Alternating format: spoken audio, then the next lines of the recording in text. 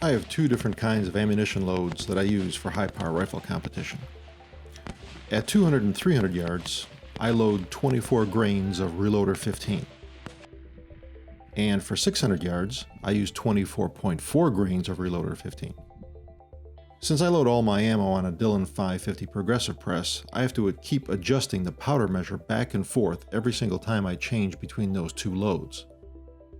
With the standard Dillon powder bar, adjusting between different amounts of powder that get dropped is done by rotating this cap head screw. Since there's nothing that defines one position or another, adjustment is a trial and error process that can get a little tedious. That's why I decided to upgrade to a micrometer powder bar made by Uniquetek. Unfortunately, the kit arrived with the wrong instruction manual. I decided to assemble it anyway using the classic best guess method. But some of my guesses were wrong, and I assembled the kit, including Loctite, incorrectly. The result was an unusable powder bar. I reacted with frustration.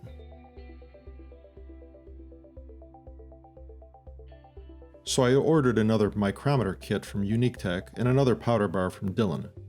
To Uniquetek's credit, they offered to unscrew up my screw-up, but I decided to try this again from scratch by myself, just to make this video and help other shooters avoid this situation.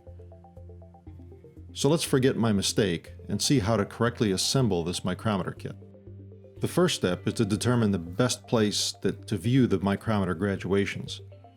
I sit to the left of my press, so I want the readings on the micrometer to be on the left side. I mark this location for later reference and remove the powder bar from the press.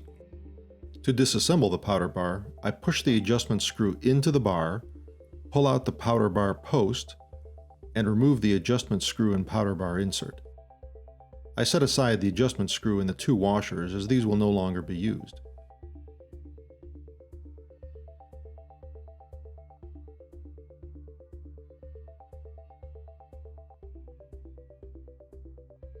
Next, I use a piece of sandpaper to remove any kind of surface material that might be on the powder bar, so it provides a clean surface for the Loctite later on.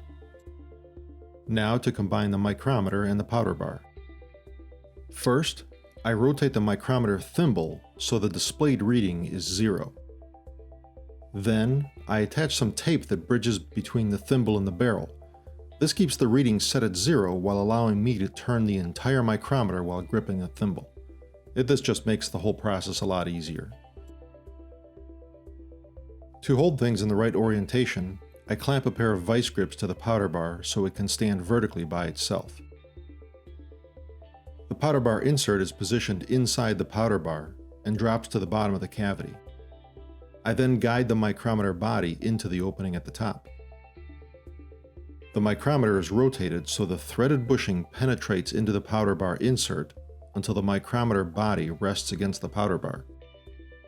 Then, I adjust the position of the micrometer body so that the scale is aligned with the mark I made earlier. The goal is to have the scale aligned correctly while it reads 0 and the powder bar insert is close to bottomed out. I make sure that the orientation of the powder bar insert and the micrometer body are correct by sliding the whole assembly part way into the Dillon powder measure. When everything looks good, I set the whole assembly vertically again. Now comes the point of no return. A couple of drops of the included Loctite are applied to the threaded bushing where it goes into the powder bar insert. I lift up the micrometer body and then moisten the top of the powder bar with some Loctite.